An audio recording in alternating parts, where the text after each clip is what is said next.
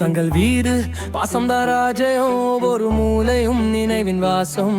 அப்பா சிரிப்பு அம்மா பாசம் அங்கேதான் இருக்கு வாழ்வின் ரகசியமும். சகோதரன் சண்டை சகோதரி சிரிப்பு அவங்க இல்லாம நிம்மதி கிடையாது நிமிடமும். சின்ன தவறுகள் பெரிய மன்னிப்பு அதுதான் நம்ம வீட்டின் சிறப்புகை.